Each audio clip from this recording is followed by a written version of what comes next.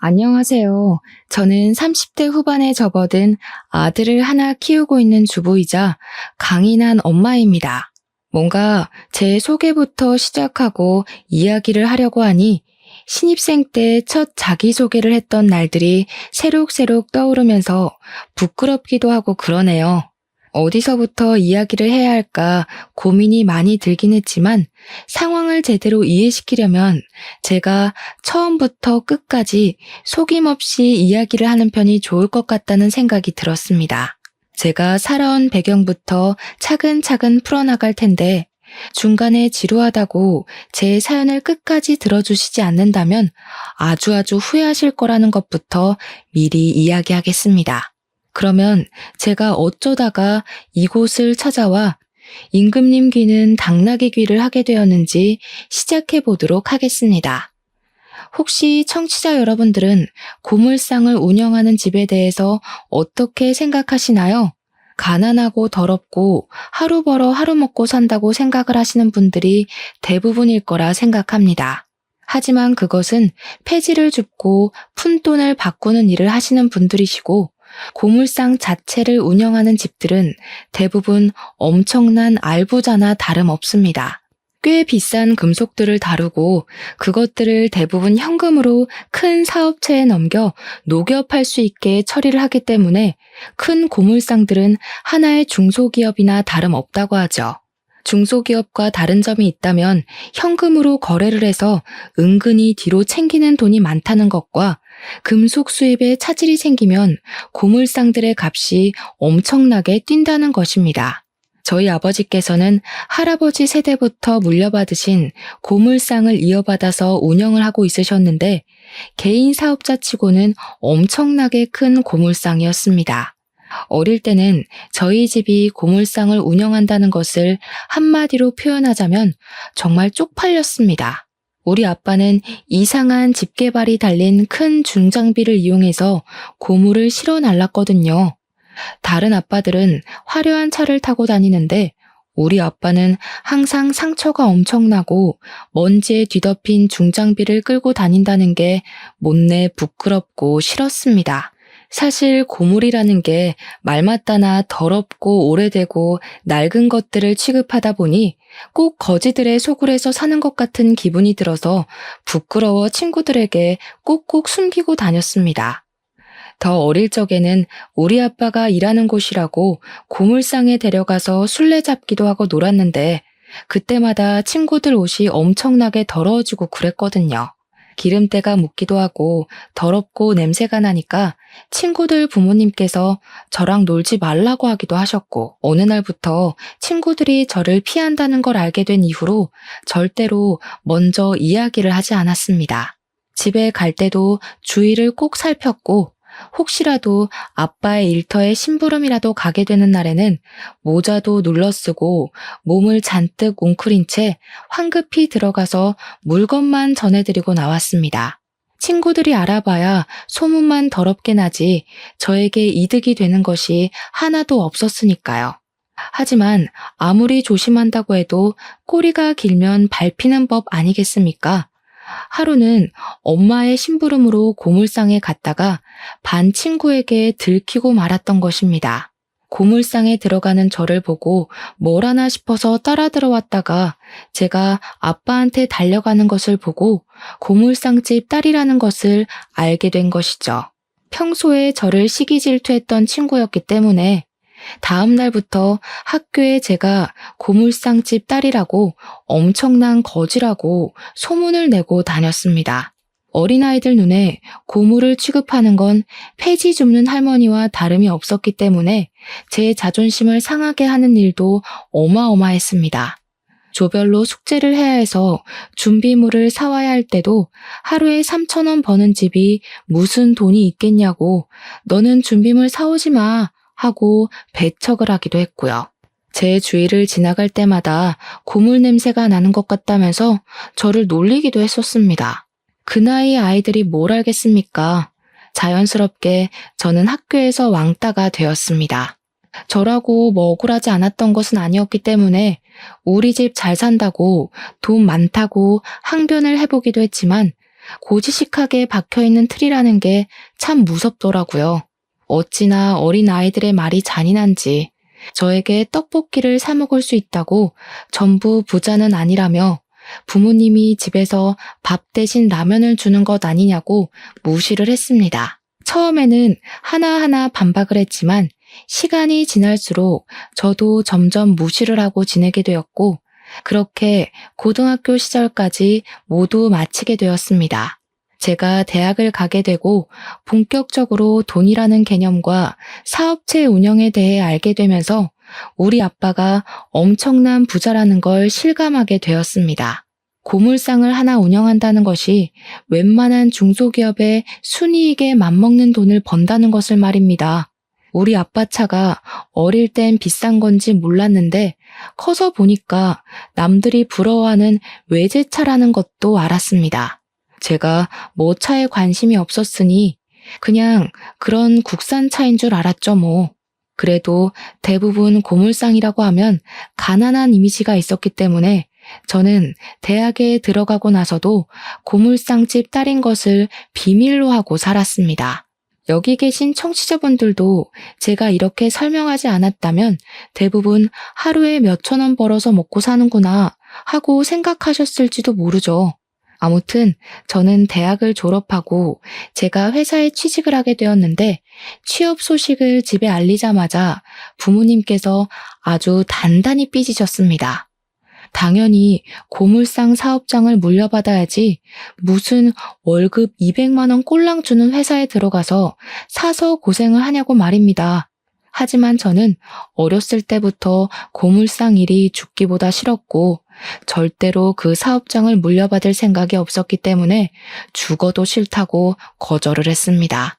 물론 그때는 제가 돈이라는 게 부족했던 적이 없었기에 돈의 노예가 되기 전이라 더 뻗댔던 것도 한몫했었습니다. 제 의지와 상관없이 고물상을 물려받으라고 강요를 하는데 어떤 20대 중반의 여자가 좋다고 물려받겠습니까? 더군다나 저는 커리어우먼에 대한 환상까지 있었습니다. 그럭저럭한 대학을 졸업해서 취직을 했으니 사실 대기업은 가당치도 않은 소리였고 그저 뻔한 중소기업에 입사를 해서 열정페이의 노예가 되었습니다. 제가 회사에 취직을 하고 한참 적응을 하고 있던 어느 날 우연히도 구내 식당에서 너무나 멀끔한 남자를 보고 관심을 가지게 되었습니다. 생긴 것이 너무나도 멀끔하고 이 중소기업에 저런 외모를 가진 사람도 존재할 수 있구나라는 생각을 하게 한 천상의 미모였다고나 할까요? 처음에는 밥을 먹을 때만 마주쳐서 혼자 곁눈질로 쳐다보다가 그 남자가 회사 감사팀에서 일을 하고 있다는 사실을 알게 되었습니다. 근데 이상하게도 너무 과묵한 남자인 겁니다. 제가 감사팀에 서류를 제출할 게 꽤 많아서 자주 오고 가고 했는데 그때마다 일부러 살갑게 말을 붙이려고 노력을 했었거든요. 보통은 여자가 먼저 사근사근하게 말을 걸면 관심이 없어도 대답을 해주기 망정인데 말도 안 하고 뭘 물어봐도 예, 아니요로만 대답을 하더라고요. 저한테 관심이 없어도 너무 없다는 걸 누가 봐도 알 수 있을 정도로 티를 내니까 들이대기도 전부터 사기가 딱 꺾이는 듯한 그런 마음이 들었습니다. 하지만 사람이 난관에 부딪히면 옥이라는 게 생기는 법 아니겠습니까? 저희 짝사랑은 멈출 줄 모르고 자꾸만 커지기 시작했습니다. 참 눈치도 없게 커져버린 제 마음을 졸이게 하면서 먹먹하게 하기도 하고 아무튼 저는 그 남자 때문에 가슴앓이를 하며 힘들어했습니다. 제가 그 남자만 보면 시선을 떼지 못하고 힐끔힐끔 쳐다보면서 안절부절 못하니까 우리 팀 주인님께서 저에게 슬쩍 그러시더라고요. 감사팀에 윤지혁 씨가 잘생기긴 했지? 저는 주책맞게도 바로 너무 잘생기셨다고 어쩜 저렇게 키도 크고 얼굴도 잘생기고 완벽할 수 있겠냐고 여자친구도 당연히 있겠죠? 하면서 말을 했습니다. 그러니까 주임님께서 피식 웃으시면서 아마 여자친구는 없을 거라고 단호하게 말씀을 하시더라고요. 너무 단호박처럼 말을 하셔서 뭔가 제가 모르는 게 있나 싶었죠. 그래서 은근슬쩍 그렇게 단호하게 말씀을 하시냐, 윤지혁 씨한테 뭐 있냐 하고 물어보니까 주임님이 저한테 윤지혁 씨랑 대화는 나눠봤냐고 하시더라고요. 생각해보니까 예 아니요 말고는 말을 들어본 적이 없어서 말해본 적 없다. 단답으로만 대꾸하시더라. 그 모습도 너무 철벽 치는 것 같고 안달이 난다고 했습니다. 이건 뭐 공공연한 비밀이긴 한데 윤지혁 씨가 말더듬이야. 말을 제대로 뱉질 못해. 그래서 감사팀에 입사한 게 너무 신기하다니까? 저는 진짜 입을 떡 벌리고 아무 말도 하지 못했습니다. 외모도 잘생겼고 키도 크고 배도 나오지 않고 물론 저보다 4살 연상이긴 했지만 정말 이 회사의 빛과 소금 같은 존재인데 말더듬이라는 소리를 들으니까 확 깨더라고요. 여자들이 관심을 가지고 달려들다가도 말더듬이라는 걸 알게 된 이후에 다들 나가 떨어진다고 했습니다. 저도 살짝 편견이라는 게 생기다 보니까 감사팀 일은 어떻게 하나 궁금했는데 말하는 것 빼고는 서류 정리가 거의 로봇에 가까운 완벽 수준이라고 하더라고요. 오차가 0.1%라도 있으면 다 잡아내는 걸로 유명하다고 하는데 능력까지 출중한데 말더듬이라는 게 너무나도 아쉬웠습니다. 저는 마음이 조금 식긴 했지만 내적 갈등이 생겼어요. 말더듬이면 뭐 어떠냐. 한번 만나라도 보고 싶다 하는 마음이요. 그러던 어느 날 제가 퇴근 후에 버스 정류장에서 버스를 기다리고 있는데 갑자기 예상치도 못한 폭우가 막 쏟아지는 겁니다. 오도 가도 못하고 버스 정류장에서 발만 동동 구르고 있는데 윤지혁 씨가 제 옆으로 오는 게 아니겠습니까? 저랑 업무적으로 자주 마주쳤으니 서로 이름 정도는 알고 있었고 제가 대화를 이어가고 싶어서 말을 몇 번 걸었던 적도 있었기에 저는 안녕하세요 하고 인사를 건넸습니다. 그러자 지혁 씨가 저를 빤히 보더니 입을 몇 번 달싹거리시더라고요. 혹시 우산 없어요? 하고 용기를 내서 말을 하시는데 진짜 말더듬이더라고요. 근데 뭐 제가 몰랐으면 놀란 티를 냈겠지만 이미 알고 있었던 사실이었기에 별로 놀란 기색을 나타내지 않았습니다. 그래서 그냥 평범한 일상 대화를 나누는 것처럼 우산이 없다. 오늘 예보에 비 소식이 없어서 따로 준비하지 않았다. 하면서 대답을 했습니다. 제가 별 충격도 없이 편안하게 대꾸를 하니 지혁 씨도 내심 마음이 편해졌는지 저에게 또 이야기를 하시더라고요. 그럼 제 우산 쓰고 가실래요? 그럼 지혁 씨는요? 저는 비 맞아도 돼요. 그럼 안 되죠. 저는 튼튼해서 감기 잘 안 걸려요. 여기서 버스 타고 가면 돼요. 그러니까 지혁 씨가 저에게 택시를 타고 가는 건 어떠냐고 하시더라고요. 본인도 비 오는 걸 너무나도 싫어해서 택시를 타려고 하다가 저를 발견했다고 하더라고요. 택시 같이 타고 집 앞까지 내려줄 테니까 편하게 가라고 하는데 저도 회사 일에 지치기도 했고 나쁘지 않은 제안 같아서 고개를 끄덕였습니다. 제가 부모님이랑 사는 아파트 지하 주차장까지 굳이 택시로 데려다 주셔서 저는 덕분에 비 한 방울 맞지 않고 집으로 돌아올 수 있었습니다. 그런 사소한 배려가 너무 멋있고 좋더라고요. 순간 말더듬이면 어떤가 싶은 마음에 감사하다고 문자를 보냈습니다. 지혁 씨도 문자로는 말을 더듬지 않으니 소통하기 더 편한 것 같았습니다. 제가 또 이것저것 질문하고 대화를 이어나가는데 선수거든요. 상대방이 무조건 대답을 보낼 수밖에 없게 만드는 비법을 가지고 있는 사람이라 대화는 꼬리에 꼬리를 물게 되었습니다. 지혁 씨도 말이 아니라 문자로 대화를 하다 보니까 대답을 엄청나게 세심하게 보내주시더라고요. 저는 일부러 지혁 씨에게 용기를 내서 데이트를 하자고 과감하게 보냈고 어쩌면 당연하게도 지혁 씨는 데이트는 어려울 것 같다면서 저에게 거절의 의사를 표현하셨습니다. 순간 차였다는 부끄러움도 있었지만 이상하게 오기가 생겨서 지혁 씨에게 왜 데이트하기 싫은 거냐고, 혹시 말을 더듬어서 그런 거냐고 숨김없이 물어보았습니다. 저는 그런 거 전혀 신경 쓰지 않는다고, 만약 지혁 씨가 그게 불편하고 신경이 쓰이면 우리 만나서도 문자로 대화를 하자고 쿨한 척 보냈습니다. 그러니까 예상도 전혀 하지 못했던 전화가 걸려오는 게 아니겠습니까? 문자는 꽤 했지만 통화는 처음인지라 떨리는 가슴을 부여잡고 전화를 받았습니다. 근데 지혁 씨가 그런 말을 하더라고요. 자기가 말더듬이라서 상처도 많이 받았고 사람들 사이에서 많이 치여서 힘들었었다고요. 저랑 대화를 나누는 게 즐겁고 편하고 좋았지만 막상 데이트를 하는 내내 자기가 말을 더듬으면 저도 떠날 것 같다고, 실망할 것 같다고요. 처음에 비 오는 날 말을 걸었을 때 대놓고 놀라는 티가 전혀 없어서 호감이 생기긴 했지만 자꾸 만나다 보면 자기가 부끄러워질 것이라고 이야기를 하더라고요.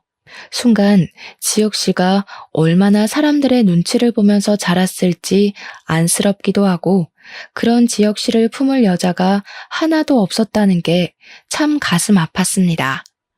그래서 저도 요즘은 언어치료 같은 프로그램이 잘 되어 있지 않냐고, 지금이라도 노력해보면 호전이 될 수도 있으니 포기하지 말자고 했습니다.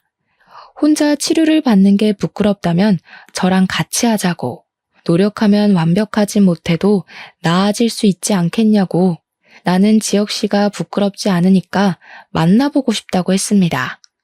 제 저돌적인 고백이 지혁 씨에게 잘 먹힌 건지 저에게 수줍게 그럼 같이 노력해 줄 수 있겠냐고 하더라고요. 지혁 씨와 연애를 하면서 알게 된 사실인데 알아주는 명문대를 졸업한 아주 똑똑한 사람이었더라고요.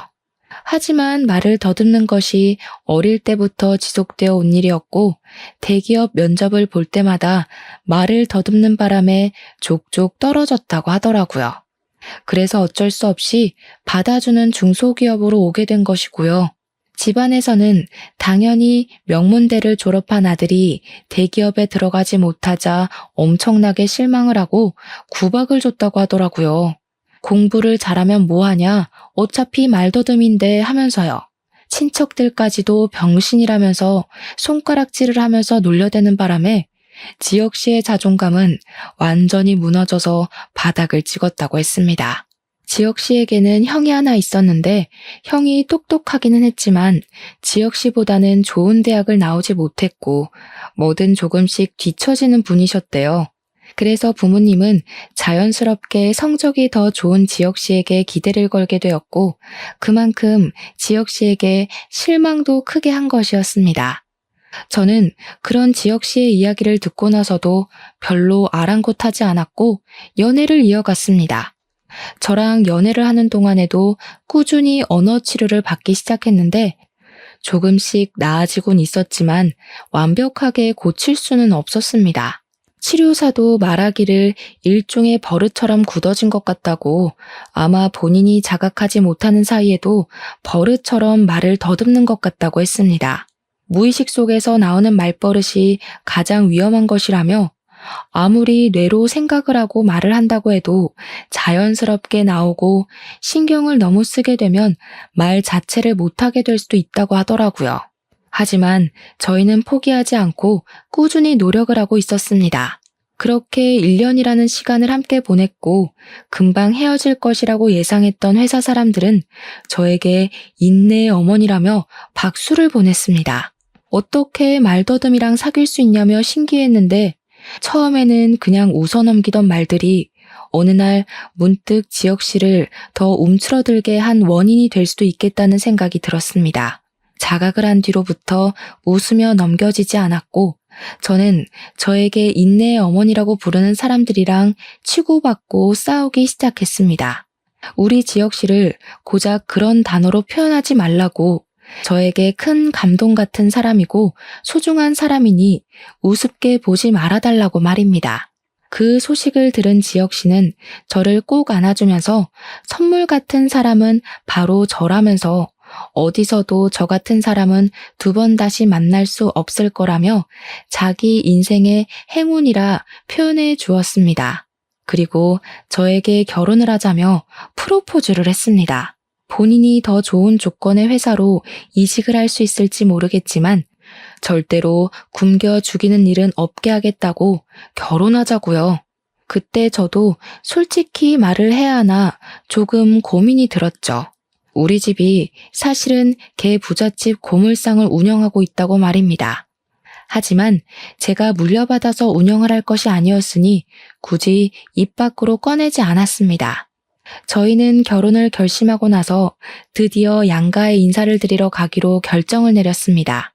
저희 부모님은 지혁 씨 앞에서는 내색하지 않으셨지만 지혁 씨가 돌아오고 난 뒤에 어떻게 남자를 데리고 와도 말더듬이를 데리고 오냐면서 저를 엄청나게 혼내셨습니다. 생긴 게 정말 연예인 뺨치게 잘생겨서 우리 부모님께서 속으로 우리 딸에게 이런 재주가 있었나 싶었는데 인사를 듣자마자 파사삭 식은 거죠. 평소보다 긴장을 한 탓인지 더 말을 더듬었거든요. 부모님께서는 지혁 씨의 이름도 제대로 알아듣지 못해서 이름만 3번을 물어보셨습니다. 그러니 지혁 씨도 당황을 엄청나게 하고 말았고 싸늘해진 분위기 속에서 결혼 이야기를 꺼내니 부모님 속이 말이 아니셨겠죠. 부모님께서는 말더듬이도 유전 아니냐고 절대로 결혼을 반대하겠다고 했지만 저는 딱 잘라서 지혁 씨가 아니라면 결혼을 하지 않겠다고 선언했습니다. 당연히 저희 부모님은 황당해 아무 말도 하지 못하셨죠. 처음에는 화를 내다가 달래기도 하셨습니다. 네가 뭐가 부족하냐 말씀하시면서요. 부족해서가 아니라 그냥 서로 잘 맞으니까 결혼하겠다고 하는 거라고 했죠. 엄마, 아빠, 오늘 지혁 씨가 긴장을 해서 말이 더 심하게 더듬어진 거야. 평소에는 저 정도로 심하지 않고 언어 치료도 받고 있어. 거기다가 정말 대단한 사람이야. 지혁 씨네 집에서 말을 더듬는다고 손가락질하고 놀려대고 상처를 줬었대. 자기 가족에게도 상처를 받은 사람인데 엄마랑 아빠는 사랑으로 감싸줄 수 있지 않을까? 저의 간곡한 부탁에 부모님께서는 못 이기는 척 2번 지혁 씨를 더 만나보게 되었고 3번째 만남에서 사람 됨됨이가 된 것 같다면서 마지못해 결혼을 허락해 주셨습니다. 제일 큰 산을 통과했다고 생각하니 시댁의 허락은 사실 별거 아니라고 생각을 했죠. 그래서 시댁에 인사를 드리러 갔는데 저를 보자마자 그러시더라고요. 그래, 부모님은 뭐 하시니? 알고 보니 시부는 제약회사 임원이시고 시모는 초등학교 교장까지 마치신 뒤 정년퇴직을 하셨더라고요. 자기네 집안은 명문이다 하시는데 무슨 명문에 그리 목숨을 거시는지 뭐 하는 집안이냐고 계속 물어보시는데 부모님 직업을 숨길 수도 없고 해서 솔직하게 고물상을 운영하신다고 말씀을 드렸습니다. 그러니까 시모가 엄청나게 기겁을 하시면서 놀라시더라고요. 고물상? 그 고물 모아다가 돈 받고 파는 그거? 근데 처음에도 말씀드렸듯이 저희 집이 금속이나 철 이런 걸 다루기 때문에 고작 몇천 원 단위로 떨어지는 건 아니거든요. 순이익만 따지면 지금 다니는 회사만큼은 나올 것 같은데 몇천 원 취급을 하시면서 이야기를 하니 저도 더 설명하고 싶은 마음이 뚝 떨어지더라고요. 제가 아무 소리도 하지 않자 시모가 머리를 싸매시면서 드라마에서만 보던 괴팍한 시어머니의 두통 온다는 표정을 지으시더라고요. 내가 너 같은 비렁뱅이한테 장가 보내려고 우리 아들 서울대 보내고 내내 지원한 줄 아니? 비렁뱅이가 뭐야? 나는 말더듬인데.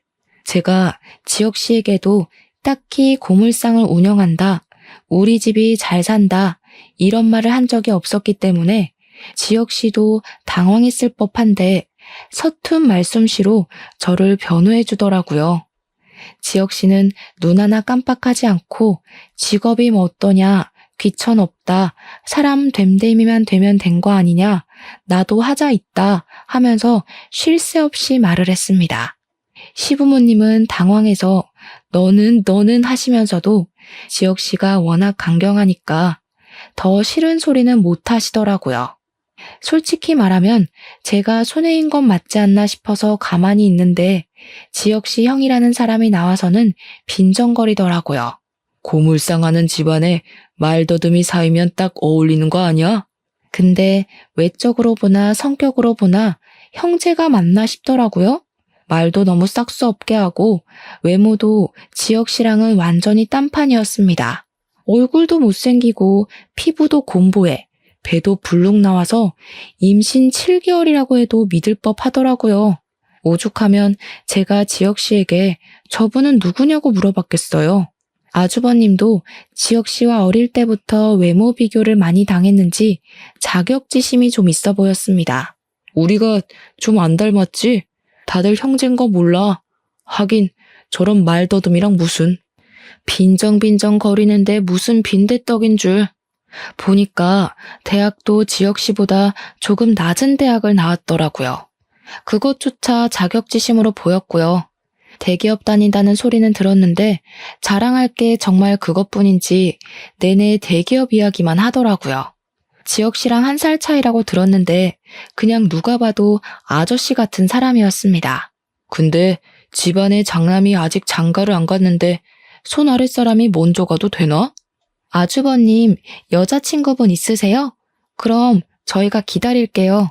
여자친구 없다는 게 또 자존심이 상했는지 콧김만 뿍뿍 내뱉더라고요. 생긴 게 못생겨서 그런지 모태솔로라고 지혁 씨가 슬쩍 말을 해주더라고요.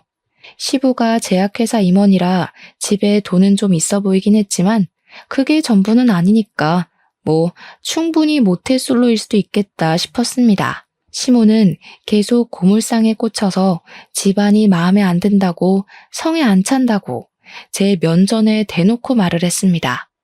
지혁 씨는 제 손을 꼭 잡고는 시부모님에게 선언하듯 이야기를 했습니다. 내가 이 집에서 얼마나 힘들게 자랐는지 알아주는 사람은 이 사람 하나뿐이야. 지혁 씨는 지금도 가족들은 자기가 말을 더듬는다고 무시하고 경멸의 말을 쏟아붓는데 저는 유일하게 말 더듬는 걸 보고도 놀라지 않았던 사람이라고 말을 해줬습니다. 본인에게 은인 같은 존재이자 고마운 사람이기도 하며 선물이기도 하다고 없어서는 안 될 소중한 사람이라고 말입니다. 만약 허락을 해주지 않는다면 집안과의 인연을 모조리 끊어버리고 둘이 간소하게 결혼식 올리고 살겠다고 시부모님께 결정을 제대로 내리라고 협박조로 말을 했습니다. 시부모님께서는 그 말에 놀라서 두 분 다 절대로 천륜을 끊는 건 안 될 소리라고 하시고 아주버님은 피식 웃더라고요. 재수씨, 능력이 아주 좋네. 여자라면 치를 떨던 내 동생 입에서 저런 소리가 다 나오고. 저는 대꾸해주고 싶지 않아서 그냥 씩 웃어주고 말았는데 그게 자기를 무시한다는 느낌으로 받아들여진 건지 기분 나빠하더라고요. 저희가 강경하게 나오자 양가에서는 어쩔 수 없는 허락을 해주셨고 저희는 정말 행복한 결혼식을 올릴 수 있게 되었습니다. 물론 그 과정이 순탄하지 않았죠. 시댁에서 제가 마음에 들지 않는다는 티를 상견례 자리에서 아주 팍팍 내셨거든요. 지혁 씨가 상견례 중간에 벌떡 일어나서 자리를 끝내자고 할 만큼 화를 냈기에 넘어갔지. 지혁 씨가 가만히 있었다면 저희 부모님이 아마 상을 엎으셨을지도 모르겠습니다. 시모가 계속 구시렁거렸는데 일부러 저 들으라는 식으로 말했거든요. 우리 아들이 명문대를 나와서 차만 아가씨랑 결혼하고 살 줄 알았더니 우리 아들이 말을 조금 더듬어서 그렇지 외모도 훌륭하고 아나운서 하라는 말을 그렇게 들으면서 자랐는데 자식 낳으면 우리 아들 얼굴 닮으라고 내가 기도라도 올려야겠네. 우리 아들은 잘생겼는데 며느리가 영. 우리 부모님께서 기분이 나빠 킁킁하시니까 지혁 씨가 나서서 이야기를 했습니다. 자기가 명문대를 나오긴 했지만 대기업에 들어가지도 못하는 말더듬이인데 사위로 받아주셔서 정말 감사하다고요. 아나운서를 꿈꾸었던 어린 시절도 있었지만 말을 더듬는 바람에 시도조차 하지 못했었다고. 결국에 회사에 들어가서 이렇게 좋은 여자를 만나게 됐다고 말입니다. 우리 와이프 얼굴 닮은 딸 하나만 있으면 소원이 없겠다고 저희 부모님한테 고개 숙여서 정말 감사하다고 인사를 하는데 그 말에 시댁 식구들은 완전히 똥 씹은 얼굴을 하더라고요. 당연히 사위 될 사람이 마누라 편에 찰싹 붙어 있으니 우리 부모님은 더할 나위 없이 얼굴이 활짝 피어오르셨고요. 상견례 끝나고 은근히 남자 잘 골랐다고 칭찬까지 해주셨습니다. 그 자리가 끝나고 저희 아버지께서 비싼 외제차를 타고 오셨는데 시댁에서 그 차를 보고는 고물상을 하신다더니 차를 무슨 빚까지 내서 사냐고 한 소리 하시더라고요. 억 단위가 넘어가는 차여서 당연히 빚을 내서 샀을 거라고 생각하는 시댁이 우물한 개구리처럼 보였지만 대꾸는 하지 않았습니다. 저희는 결혼식 이후에 회사에서 저금리 대출이 지원되어 신혼집도 전세자금 대출을 통해 얻었습니다. 아버지께서는 우리 딸이 대출금 갚으라 고생하는 거 보기 싫다고 집을 하나 사주시겠다고 하셨지만 재산세며 상속세며 생각을 해보니 그냥 전세를 얻는 게 이득이겠더라고요. 대신 아버지께서 돈이 필요할 때 간간히 대출금을 대신 갚아주시곤 하셨죠. 물론 저금리라서 이자율이 나쁘지 않긴 했습니다. 거기다가 명문 집안 운운하던 시댁에서 저희 신혼집에 아무것도 해주지 않으셨기 때문에 저도 굳이 저희 집에 뭘 해달라고 바라지 않았습니다. 혼수만큼은 절대로 본인이 하시겠다고 박박 우기시는 엄마 때문에 어쩔 수 없이 혼수는 최고급으로 드리긴 했습니다. 가전제품은 비싼 거 사야 오래 쓴다고 하셔서 추천받은 상품들로 드렸는데 확실히 예쁘기도 하고 성능도 좋더라고요. 그렇게 저희의 신혼생활은 달달하게 흘러갔고 결혼을 한 지도 어느덧 2년이라는 세월이 흐르게 되었습니다. 저희 부부에게 아무런 문제는 없었지만 딱 하나 신경 쓰이는 게 있었다면 그건 바로 아이가 들어서지 않는다는 것이었습니다. 피임을 전혀 하지 않음에도 불구하고 아이가 들어서지 않아 산부인과에 가봤는데요. 제가 다낭성 난소 증후군이 있어 난임이라는 판정을 받게 되었습니다.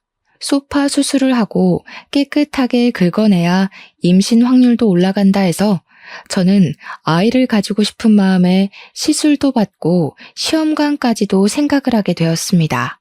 제가 그렇게 몸을 회복하는 동안 그 사이에 아주버님께서 결혼을 하겠다며 여자를 데리고 오셨습니다. 아주버님의 소개로는 명문대를 우수한 성적으로 졸업을 한 여자이며 아주 똑똑해서 배울 게 많은 여자라고 하셨습니다. 하지만 관상이라고 하죠. 얼굴을 딱 봤는데 얼굴이 상당히 사납게 생겨서 좀 무섭다고 해야 하나?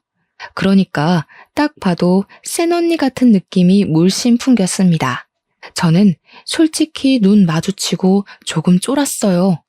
와, 잘못하다가는 시모의 시집살이보다 더한 형님살이가 시작될 수도 있겠다 하면서 긴장을 하게 됐죠. 식장에 들어가기 전까지는 남녀 사이는 모르는 거니까 하고 생각을 하고 있었는데 아주버님이 그러시는 겁니다. 이 사람 임신했어요.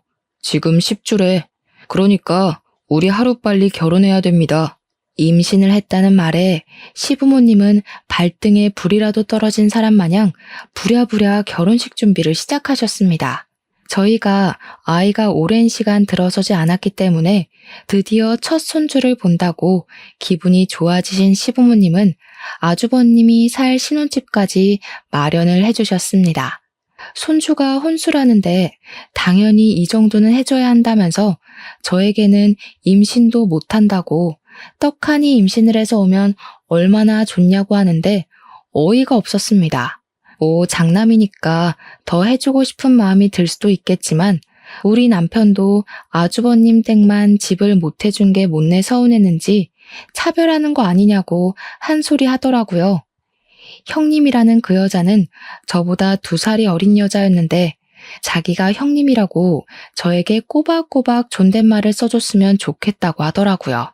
저야 뭐 학렬로 윗사람이니 그렇게 하겠다고 했는데 정작 형님은 저에게 반말을 찍찍 하시더라고요. 근데 그 느낌이 조금 귀여운 반존대가 아니라 싹수 없고 싸구려 같은 느낌이 물씬 풍기는 게 상당히 별로였습니다. 거기다가 명문대를 우수한 성적으로 졸업했다고 했으면서 상식이 조금 부족한 듯한 느낌도 들었고요. 시댁 단톡방에서 이런저런 이야기를 하는데 갑자기 형님이 뜬금없는 소리를 하지 않겠습니까? 모르는 게 산책이죠. 누구 개를 산책시켜요? 웬 모르는 개? 제가 대꾸를 하니까 형님이 그것도 모르냐는 식으로 모르는 게 산책이라고 속담 몰라? 하는데 진짜 뒤통수를 누가 세게 내려친 것 같았습니다. 모르는 게 상책이라는 말을 글쎄 모르는 게 산책이라고 쓴 것이었습니다. 저랑 남편이랑 둘 다 농담한 거겠지? 하면서 입을 떡 벌렸어요. 아주버님은 땀까지 막 붙여가면서 우리 와이프가 순수해서 그래 하면서 방어벽을 세우는데 순수한 거랑 무식한 거랑은 차원이 다른 이야기 아닙니까? 명문대 출신의 대기업을 다니다가 임신을 하는 바람에 일을 그만두게 되었다고 경력 단절이라면서 이야기를 하는 사람이 이런 상식도 모르는 게 말이 되나 싶고요. 시댁에서는 명문대 출신의 대기업 다니던 형님을 무슨 상전 떠받들듯이 금이야 오기야 해주셨거든요. 거기다가 임신까지 했으니 시부모님 눈에서 꿀이 뚝뚝 떨어지셨죠. 우리 큰아들 때문에 그 좋은 회사도 퇴직하고 아유 마음 아파서 어쩌면 좋아? 우리가 더 잘해줄게. 우리 능력 좋은 맏며느리. 시모가 예쁘다 예쁘다 해줄수록 기고만장해지는 형님을 보면서 수상함을 느낀 건 저랑 남편뿐이었습니다. 왜냐하면 요즘은 대기업에 입사하는 것조차 힘든 일이기 때문에 만사까지 보통은 일을 하고 육아휴직을 하고 복직을 하고 이게 짜인 루트잖아요. 그 힘들다는 곳에 취직까지 한 사람이 고작 결혼과 임신 때문에 직장을 그만둔다는 게 말이 안 된다 싶었죠. 그리고 우리 아주버님이 뭐만 하면 쩔쩔매는데 그게 형님한테 쩔쩔맨다기보다는 뭔가 숨기는 사람처럼 시부모님 눈치를 보는 느낌이 물씬 풍겼습니다. 가끔은 저와 남편의 눈치까지 보는 듯 했고요. 형님은 가끔 가다 무식을 자랑했고 그때마다 아주버님이 수습을 하셨습니다. 형님은 뱃속의 아이가 아들이라며 더욱더 시부모 앞에서 콧대를 세웠고 시간은 흘러 임신 8개월이 되었습니다. 그리고 그때 저에게도 정말 귀한 아기 천사가 찾아오게 되었습니다. 시댁에 가서 소식을 전하니 시부는 겹경사라며 좋아하셨고 시모도 티는 내지 않으셨지만 내심 좋아하셨습니다. 여태 저를 무시하고 그러셨으니 대놓고 좋은 티는 내지 않아도 자연스럽게 올라가는 입꼬리는 숨기지 못하시더라고요. 재수씨, 임신했다고? 축하해. 말더듬이 안 되게 조심하고 태어나자마자 언어치료부터 받아야 하는 거 아니야? 아주버님이 눈치 없이 말을 뱉었고 그날 남편이 완전히 눈이 돌아서 아주버님에게 쌍욕을 하면서 화를 냈습니다. 저희 남편이 언어치료를 꾸준히 다니면서 말이 많이 좋아졌는데 또박또박 이야기를 하니 시부모님도 무척 놀란 얼굴이시더라고요. 그 이후에도 형님은 계속 단톡방에서 사소한 말실수를 하셨습니다. 어머님, 제가 우리 아들 낳으면 저한테 일해라 절해라 하지 마세요. 육아는 제가 알아서 할게요. 무난하게 키울 테니까 참견하시면 곤란해요. 어머님, 감기 걸리셨다면서요? 임산부라 가까이 가지 못하겠네요. 빨리 낳으세요. 어머님, 그이가 저 가방 사준다더니 입 싹 씻는 거 있죠? 마마 일은 중천공인데. 그때마다 저와 남편의 얼굴이 다 화끈거렸습니다. 아무래도 명문대를 졸업했다는 것이 거짓말 같았죠. 시모에게 예쁨을 받고 싶어서 아주버님이랑 작당 모의를 한 것 같다고 의심을 하고 있었는데 시모도 의심을 하고 있었더라고요. 그러던 어느 날 사건이 터졌습니다. 저랑 남편이 언어 치료를 끝내고 병원 앞에서 데이트를 하고 있다가 카페에 들렀는데 그 카페에 형님이 들어오는 게 아니겠습니까? 남편과 제가 알아보고 인사를 할까 말까 고민을 하는데 저희 대각선 뒤쪽 테이블에 떡하니 앉더라고요. 근데 그 테이블에는 노란색으로 머리를 염색하고 입술을 빨갛게 칠한 어떤 여자가 앉아 있었거든요. 명문대 출신인 형님과는 거리가 멀게 생긴 여자였는데 둘이 무척이나 친한지 앉자마자 시끄럽게 이야기를 나누더라고요. 듣고 싶지 않아도 대화 내용이 다 들렸습니다. 야, 나 진짜 명문대에 대기업 다닌 척하느라 죽겠어. 남자들 꼬셨을 때처럼 연기 잘 좀 해봐. 너 그런 연기 엄청 잘하지 않았어? 그래도 봉 하나 제대로 잡았으니까 얼마나 다행이야. 그쪽 집안에 돈이 많아서 집도 해주고 그랬다며. 이제 너 술집에서 일할 일도 더 이상 없겠네. 나는 언제 때려치우냐? 너도 나처럼 물주 하나 잡어. 근데 얼굴이 너무 못생겨서 토할 것 같아. 뽀뽀도 하기 싫다니까. 뽀뽀도 하기 싫다면서 임신은 어떻게 했대? 뭐 눈 꼭 감고 딴 생각하고. 말도 하기 싫다. 근데 사실 이 아이 아빠가 누군지 몰라. 비슷한 시기에 이 남자 저 남자 다 만났잖아. 그러다가 호구 하나 잡은 거지. 남편도 다 알고 있으면서 속아주는 걸지도 모르겠고. 그러니까 자기네 집에도 명문대니 대기업이니 하면서 속이는 거 아니겠어? 저랑 남편은 이야기를 듣다가 먹던 커피를 다 뱉어낼 뻔했습니다. 제가 너무 놀라서 대각선 뒤쪽 테이블에 다가갔습니다. 형님, 그거 다 진짜예요? 그러니까 형님이 귀신이라도 본 듯 악소리를 내는데 카페에 있던 사람들이 죄다 쳐다보더라고요. 술집 여자였다고? 뱃속의 애가 누구 애인지도 몰라? 와, 진짜 제정신 아닌 거 아니야? 시부모님도 아셔야겠어요. 그 말을 끝으로 제가 가방을 챙겨서 남편이랑 같이 카페 밖을 나가려고 하니 형님이 놀라서 저를 따라 나오면서 오해가 있다고 난리를 치더라고요. 동서동서 하는데 2살이나 어린 게 반말하는 것도 열받고 해서 저도 소리를 버럭 질렀습니다. 동서는 무슨 얼어 죽을 동서. 말 놓지 마. 나보다 어린 주제에 누구를 속여? 그러니까 제 어깨를 확 잡아채면서 저를 밀치는데 제가 뒤로 나자빠지고 말았습니다. 근데 제가 정말 어렵게 아이를 임신한 몸이지 않겠습니까? 남편이 열이 받아서 바로 형님의 뺨을 친 것입니다. 그랬더니 주변에서 놀래서 경찰에 신고를 했고 남편은 피의자 신분으로 경찰서에 가서 조사를 받게 되었습니다. 저는 너무 놀라서 시부모님과 아주버님께 호출을 했고 경찰에게도 상황을 모조리 다 빠짐없이 설명을 했습니다. 뒤늦게 찾아온 아주버님과 시부모님이 지금 큰며느리 뺨을 때린 거냐면서 남편을 질책하려고 하는데 제가 나서서 설명을 했죠. 이 여자 대기업은커녕 술집 여자라면서요? 뱃속의 애가 누구인지도 모른다는데 아주버님 알고 계셨어요? 뭐가 어쩌고 어째? 그게 진짜야?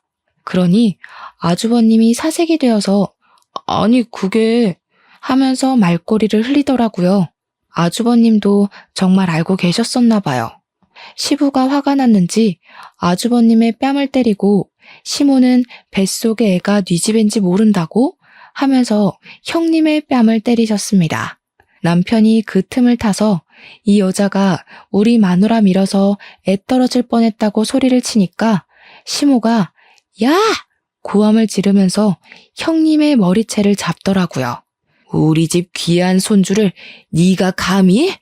경찰서에서 벌어진 일이니 당연히 경찰들이 와서 뜯어말리고 개판이 났죠.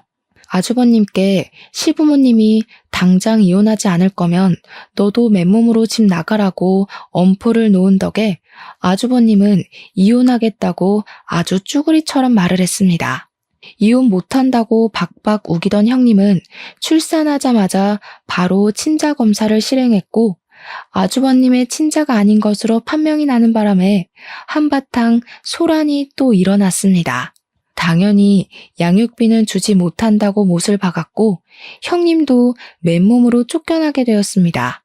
잘못했다고 비는 그 여자에게 대놓고 사기 결혼으로 소송까지 걸고 위자료를 뱉으라고 민사까지 걸어버렸습니다.